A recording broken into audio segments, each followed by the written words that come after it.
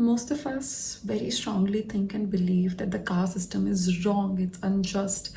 And how can a religion have something so hideous as the caste system? What kind of a religion is this? Some of us who are proud Sanatanis are sometimes asked by these people, your religion has caste systems, is horrible. And of course, deep down, everybody knows that it is very unfair. And we don't have answers to these things to justify that Sanatan Dharma is not the hideous dharma that is being portrayed in the form of these unjust practices. But these hideous practices and these horrible, unjust, unfair practices are not recommended by the Sanatan Dharma. It's not our Dharma's fault, because Krishna in the Bhagavad Gita has recommended a very different kind of a caste system which has been misinterpreted in the most horrible way possible and implemented in the society. And about this different caste system which was recommended by Krishna in the Bhagavad Gita is what I will talk about in this video. But before that, do not forget to subscribe to the channel and press the bell icon for more such videos. Coming back to the Bhagavad Gita, going to the 18th chapter and the 41st shloka. I will read the translation to these verses. Brahmanas, Kshatriyas, Vaishyas and Shudras are distinguished by the qualities born of their own nature in accordance with the material modes, O chastiser of enemy. From this, we can clearly see that there is no mention of the birth of a person, whether he is born in a Brahmana family and hence becomes a Brahmana, or he is born in the Kshatriya family and then becomes a Kshatriya.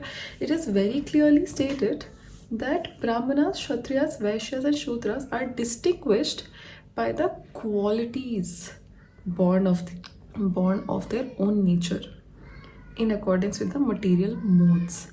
So our caste, Krishna says, should be decided on the qualities that we are born with, the qualities that we develop inside of us in this material world. And with those qualities, one either becomes a Brahmana, Kshatriya, Vaishya or Shudra. Now Krishna also talks about these qualities, that what are the qualities of a Brahmana, what are the qualities of a Kshatriya, and if one is successfully able to develop those qualities or is born with those qualities, becomes that particular caste. So going to 18th chapter, 42nd shloka, peacefulness, self-control, austerity, purity, tolerance, honesty, knowledge, wisdom and religiousness. These are the natural qualities by which Brahmanas work.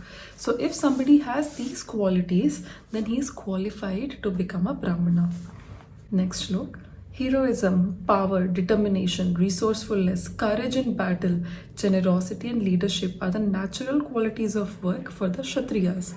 So if these qualities are present in a person, then he is qualified to become a Kshatriya. In the 44th shlok, farming, cow protection and business are the natural work for the Vaishyas.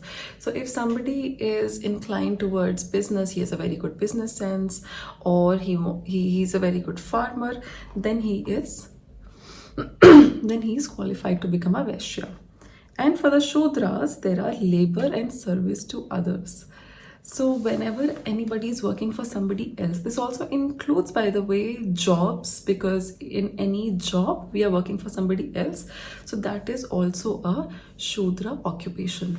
So here we can see that this is a very logical system of determining which caste one belongs to, because it comes from their own qualities, their own set of skills and what they can best do. In the Srimad Bhagavatam, we also see that Ashwathama, who was the son of Guru Dronacharya, who was also a Brahmana, was referred to as Brahman Bandhu and not a Brahmana. Now, what does Brahman Bandhu mean? Brahman Bandhu means the relative of a Brahmana, because Ashwathama never had the qualities of a Brahmana and neither he could cultivate them. So he never qualified to become a Brahmana. So hence he was called Brahman Bandhu. He was never referred to as a Brahmana, although he was in a Brahman family. But in this age of Kali, people are less intelligent, don't read the scriptures, they don't understand what is written in them. So it's very easy for us to misinterpret what is written, and human beings have a tendency for cheating and making mistakes. Hence, they have really exploited the very logical teachings of our scriptures for their own benefit, which has resulted in a lot of exploitation, a lot of unfairness, a lot of injustice. But everything in our Shastras is actually very carefully crafted, and it really talks about the welfare of the entire society as a whole. And if you're able to get those learnings correctly as they are and implement them, our society can actually become a very beautiful place to be in. So next time if somebody says Sanatan Dharma discriminates and caste system of the Sanatan Dharma is actually a very horrible thing, then you know what to say, that the Bhagavad Gita 18.41 to 18.44 talks about a very different caste system which is based on the qualities of a person rather than their birth. And let them know, spread this knowledge so that people understand that Sanatan Dharma is a beautiful dharma. Hare Krishna.